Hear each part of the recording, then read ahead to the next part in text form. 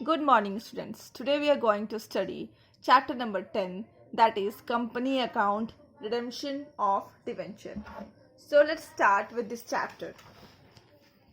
First, we will understand what you understand by redemption of debenture.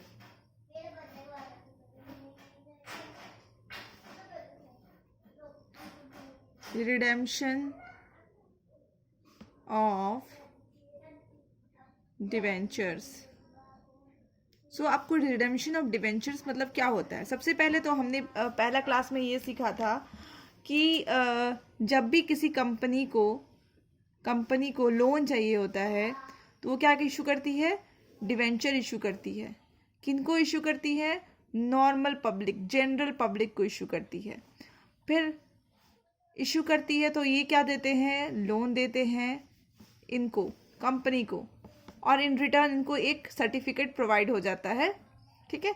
और इस certificate में लिखा रहता है कि 5 साल बाद या फिर 10 ईयर्स या फिर 20 ईयर्स, जो भी लिखा रहता है, मतलब एज पर देयर एग्रीमेंट, कि आपको 5 साल बाद आपके ये डिवेंचर का जो पैसा है, मान लो 1 लाख रुपए है, ये इंटरेस्ट के सहित हम वापस कर देंगे. ठीक है.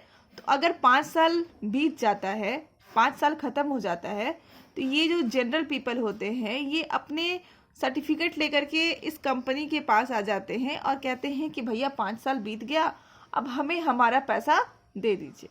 ठीक है. तो this is called redemption of debenture. Redemption का जनरल मतलब होता है रीपेमेंट. ठीक है. तो आप समझ सकते हो कि रीपेमेंट ऑफ लोन है, एक लोन जो हमने लिया था in the name of debenture. Debenture के नाम पे जो हमने लोन लिया था उसको अब हम पेमेंट करने की बारी आ गई है. तो हम इस चैप्टर में देखेंगे कि उसकी पेमेंट कैसी होती है, उसकी अकाउंटिंग एंट्री कैसी होती है. ठीक है. तो redemption of debenture means discharging of liability for debentures issued by a company by making repayment to the debenture holders. Simple से मतलब क्या है कि डिवेंचर होल्डर्स को उनका पैसा वापस करना, दैट इज कॉल्ड रीपेमेंट. अब इसके रिडेम्पशन कैसे होती है? अब इसका रिडेम्पशन कैसे होता है? ठीक है. अब रिडेम्पशन कैसे होता है? एक तो इस पे डेट लिखा है 5 ईयर्स. ठीक है. तो हम कह सकते हैं ऑन ड्यू डेट. ओके. इसका ड्यू डेट में रिडेम्पशन होता है. इसका ड्यू डेट में रिडेम्पशन होता है, जिस डेट पे हमने लिखा है उस डेट पे रिडेम्पशन होगा, या फिर अर्लियर देन ड्यू डेट, मतलब ड्यू डेट से पहले भी इसका हम लोग पेमेंट कर सकते हैं, मतलब रिडेम्पशन कर सकते हैं. Debentures are normally redeemed on the due date और earlier as per the terms of issue के टर्म्स पर डिपेंड करता है. हम लोग अर्ली भी कर सकते हैं और ड्यू डेट में भी कर सकते हैं.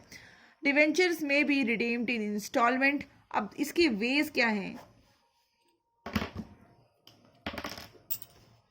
Ways of redemption. इसके क्या क्या वेज हैं, हम कैसे इसको रिडीम कर सकते हैं? तो पहले है कि बाय ड्रॉ ऑफ लॉट्स, जो आपको इस बार नहीं पढ़ना है. Draw of lots, simple words में ड्रॉ ऑफ लॉट्स का मतलब होता है इंस्टॉलमेंट में, धीरे धीरे करके वापस करना, दैट इज इंस्टॉलमेंट. ओके.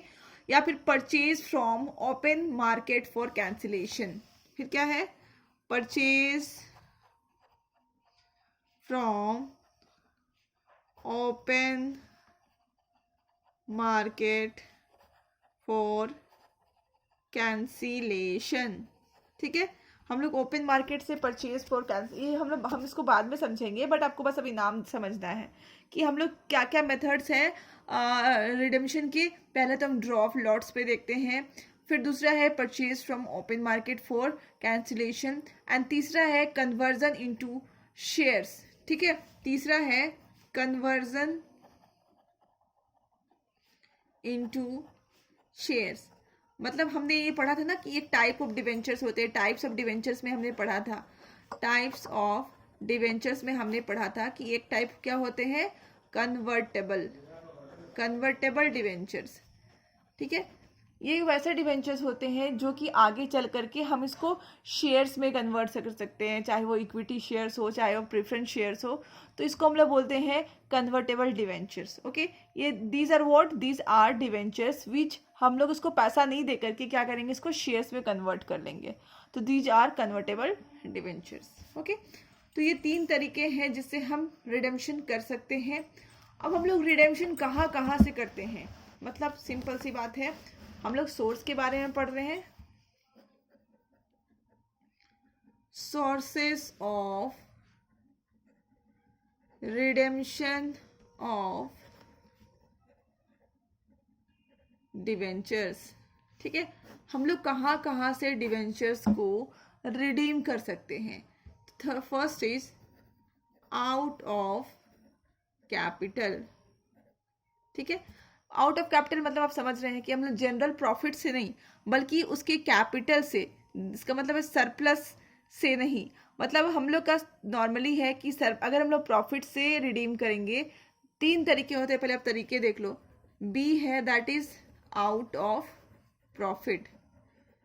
ठीक है, तो यहाँ पे लिखा है जनरली हम लोग क्या करते हैं, लॉ जो हमारा कानून है वो हमें मना करता है कि आप कैपिटल से रिडेम्पशन मत करिए। कैपिटल मतलब मान लो हमने एक जमीन बेचा, और कैपिटल प्रॉफिट मीन्स व्हाट, कि अब वो वैसे प्रॉफिट होते हैं जो कभी कभार होते हैं। लाइक हमने जमीन बेचा और वहां से जो प्रॉफिट हुआ उससे हम क्या कर दिए, रिडीम कर दिए डिवेंचर को, तो that is out of profit. It means redemption of debentures without transferring of any profit from surplus, therefore balance in statement of P&L।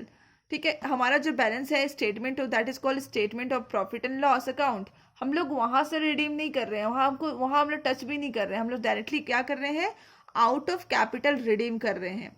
But हमारा जो लॉ क्या कहता है वो सुनिए, redemption only out of capital is not possible under the present law. सिर्फ हम out of capital, आज का जो हमारा कानून कहता है कि आप सिर्फ आउट ऑफ कैपिटल नहीं कर सकते हैं। ठीक है, because of C, underline this line, redemption only out of capital is not possible under the present law because the Companies Act 2013 prescribes companies other than those exempted from creating DRR reserve to transfer amount of, simple सी बात है कि हमारा जो companies act 2013 कहता है कि आपको सिर्फ आउट ऑफ कैपिटल से रिडेम्पशन नहीं करना चाहिए। अब सेकंड हम कहाँ से कर सकते हैं, आउट ऑफ प्रॉफिट, मतलब कि अब हम थोड़ा थोड़ा प्रॉफिट जो अर्न कर रहे हैं उसमें से हम थोड़ा थोड़ा प्रॉफिट बचा बचा करके रख रहे हैं हर एक साल, एंड आप क्या कर सकते हैं, वहां से भी रिडेम्पशन कर सकते हैं। ठीक है, तो it means redemption of debenture only out of profit. हम लोग जो प्रॉफिट अर्न करते हैं डेली, उससे हम थोड़ा थोड़ा सेव करके रख रहे हैं और उसी वही प्रॉफिट यूज करके हम रिडेम्पशन कर रहे हैं, मतलब रीपेमेंट कर रहे हैं अपने लोन की। In this case, company transfer 100% of the nominal value of total redeemable debentures to the debenture DRR। ठीक है, तो हम लोग क्या करते हैं, इसको डिवेंचर को रिडीम करने के लिए एक अकाउंट बनाते हैं, दैट इज कॉल्ड DRR, जिसके बारे में हम लोग नेक्स्ट वीडियो में पढ़ेंगे। ठीक है, तो कंपनी क्या करती है, सीधा सीधा पूरा प्रॉफिट 100% प्रॉफिट DRR से बना सकती है। अगर आउट ऑफ प्रॉफिट रिडीम कर रही है तो क्या कर सकती है कि DRR में 100% ट्रांसफर करके भी रिडीम कर सकती है। और थर्ड वे है out of profit and capital. इसका मतलब है कि कुछ अमाउंट आप प्रॉफिट का यूज कर रहे हैं एंड कुछ अमाउंट आप कैपिटल का यूज कर रहे हैं, और दोनों यूज करके आप क्या कर रहे हैं, रिडेम्पशन कर रहे हैं। It means redemption of debenture partially out of profit and partially out of capital, where the company does not transfer 100% of nominal value of the outstanding debentures to the DRR out of the surplus available for payment as dividend to the shareholders. It is known as redemption out of profit and capital। ठीक है। इसमें आपको 100%, इसके जो rules है हम लोग बाद में पढ़ेंगे, बट अब इसका आपको इतना समझना है कि यहाँ पे थर्ड है आपका out of profit and capital. इसमें मतलब थोड़ा प्रॉफिट आप कहाँ से ले रहे हो, थोड़ा पैसा आप प्रॉफिट से ले रहे हो, थोड़ा पैसा आप कैपिटल से ले रहे हो, आप क्या कर रहे हो, रिडम्पशन कर रहे हो, ठीक। So these are the 3 sources of redemption. अब हम सेकेंड वीडियो में देखेंगे कि what are the accounting treatment of DRR. DRR stands for Debenture Redemption Reserve. Okay, so that's all in today's video.